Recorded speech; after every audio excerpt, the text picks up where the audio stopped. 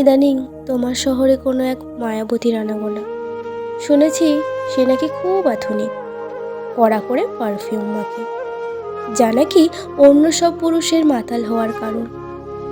রূপে গুণে কোনো দিক থেকেই সে কম নয়। তুমি যেমনটা চাইতে ঠিক তেমন। এ বিষয়ে আমার জানাটা খুব যে আশ্চর্যজনক হবে এমনটাও নয়। এখন তো তোমার ভালো খারাপ সবটাই মানুষের মুখে মুখে। পান থেকে চুন খসলে মুহূর্তেই ছড়িয়ে পড়ে। হয়তো তেমনই কারোর কানাঘুষায় আমার কানে এসে পৌঁছাচ্ছে। এখন তোমার গায়ে ভাগ্যবানের তকমাটা লাগানোই চাই, বলো।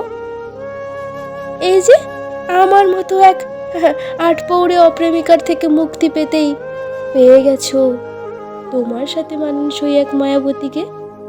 হ্যাঁ, অবশ্যই সে মায়াবতী। আমার মতো তো আর ব্যাকডেটেড নয় সে। আমার মধ্যে মায়াবতীর যে কোনো লক্ষণ ছিল না সে আমি বেশ ভালো করেই জানি। তাই তুমি যখন বলেছিলে তোমার সাথে আমার আর চলবে না, মিলছে না একদমই, তখন মাথা নিচু করে চুপ করে সরে এসেছি।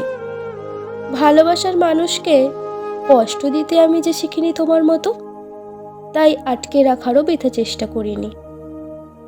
আচ্ছা, সে কি খুব আহ্লাদি?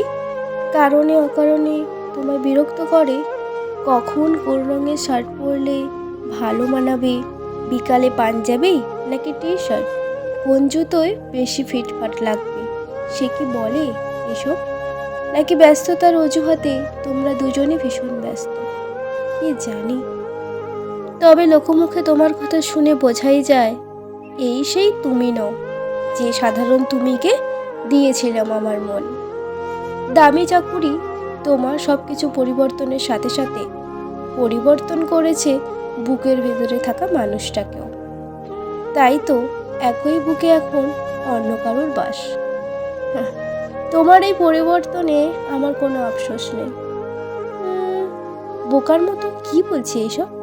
আরে, আমার যে অধিকারই নেই। অধিকার হারা হলেও খারাপ তোমার চাইবো না কখনো। ওই যে মন দিয়েছিলাম, তাই দিন শেষে আমিও চাইব যে ভালো থাকার তাগিদে তুমি ছেড়েছো আমায়, সে ভালো থাকা যেন সারা জীবন তোমায় আষ্টে পৃষ্ঠে রাখে। তোমার সমস্ত অপূর্ণতা যেন তোমার সামনে মাথা নত করে পূর্ণতায় পরিণত হয়। লোকে বলে শূন্য পকেটে যে পাশে থাকে, পূর্ণতায় সেই পাশে থাকার অধিকার রাখে।